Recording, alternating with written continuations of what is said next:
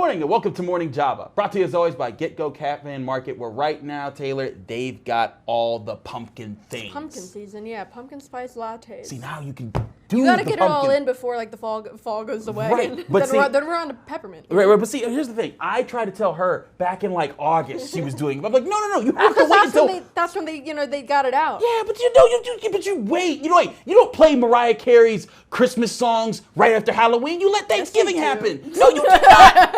Anyways, that's a different segment. That's a different segment. Anyways, Taylor, you've been covering the U.S. women's and Canadian women's hockey teams practicing together. This has been there's a lot of history going on being made right now by U.S. women's hockey, mainly with the stance that they've been making to fight for players' rights for maternity leave and so on and so forth. Can you just dive into and kind of educate everyone? Because I'm sure there's a lot of details in this that aren't being talked about. Yeah, I mean, there's a lot into it. It's kind of hard to cram it all into this. But so basically in 2017, the U.S. women's team, this was so U.S. was hosting the Women's World Championships. Right. The women were announced they were boycotting the tournament, and then they had like a list of, basically they were fighting for better treatment from USA Hockey, like all sorts of things. They wanted maternity leave, a livable wage, and basically just equitable support in all other areas like travel, developing players. They didn't have like a development system for girls, all kinds of stuff. Basically, the women won. They got what they asked for. They played in the tournament, won gold, went to the Olympics, won gold. And so we're kind of seeing a repeat of that, but at the professional level. So there was a Canadian Women's Hockey League.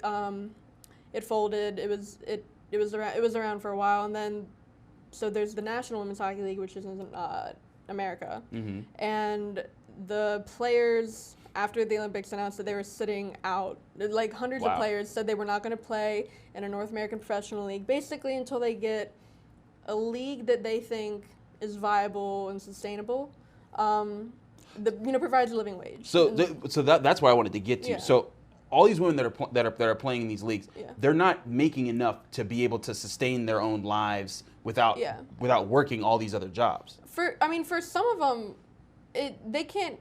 They lose money by playing in the league. That's insane. You know, because like you have Kendall Coyne-Schofield. Her husband plays for the Chargers. She was playing for Minnesota last season, but she lived in LA. That's ridiculous. Because, so they're paying to because it was cheaper for her to do that than to set up like an apartment and everything in Minnesota. You had like the goaltender for Buffalo. She was living in Ohio just because it was so like they can't put on like the best.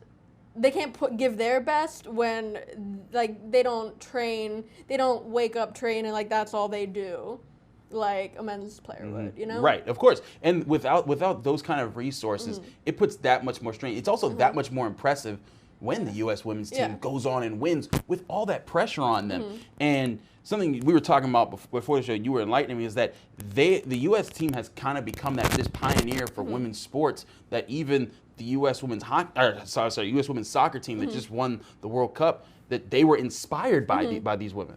Yeah, so like they're fighting for the same things. It's really the U.S. I don't know enough about soccer, you know, but it's basically the men are getting. Oh, they make the tons women. more money than the women. Yeah, and it like at the women are not trying to make more or even as much as the men. They just want equitable, which isn't equal. Equity. Yes, there's a big difference between equal. Equal, is you make $1 million, I make $1 million. Equitable is we make a similar portion relative to the money that we bring in. And that's what they're asking for. And I mean, you see, they're women. Like, so I talked to the two Lamoureux twins. They're two of the biggest names in the USA. Yeah, they don't even play professionally because they don't make any money. Right, I talked to one, and because the women who did play professionally are doing the sit out, and so like I was talking to the Lamoureux twins, and I was like, if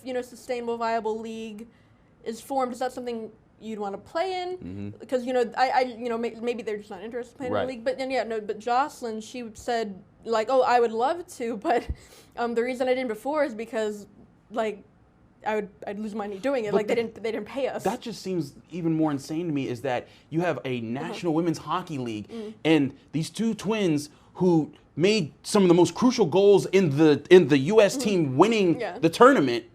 They're not in the league because you're not paying them properly. Yeah, exactly. So I mean, the league is so far away from what it could be because you don't have all the best talent in the league. And I mean, all of the Canadian team, like they're not going to move here and play for American teams when like they'd be losing money doing it. Exactly. So you're not putting forth the best possible product you can, and then the women that are there, they're working other jobs, and like they obviously don't have practices, the teams not as much as men because they're working. Yeah, they have to go. They have bills they have to pay before they can come and work on these teams. So I get Taylor. It's amazing to me that not only U.S. women's hockey is a leader in how the game is played and winning, but they're also leading the world and saying, hey, these are the things that women athletes should be given better opportunities to actually perform, because that means we're not seeing them at their best.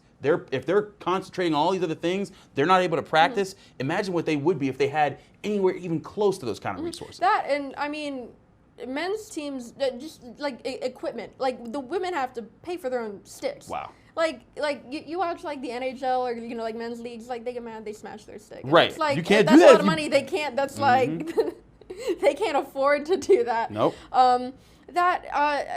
Kendall Coyne Schofield, one of the things she said is like the staff. They don't have like the equipment staff that they do. So they'd be playing in a league in arenas, and there wouldn't be someone to like properly sharpen her skates before the games, which is at that point it's dangerous. So that's insane. Because if your skates aren't sharpened, you can't really get a grip on the ice. And, I mean, you're gonna get hurt. Yeah. So they're putting themselves at risk, and then like the leagues don't have like the proper like health like disability insurance. Right. So then if you do get hurt, you're in that much more of a risk. Yeah. So that's what this is all about. That's amazing. Well, Taylor, thanks for all the work that you're doing. If you're interested in learning about more of this, follow her work here at DK Pittsburgh Sports. She's covering it all and talking to some of these pioneering women in sports.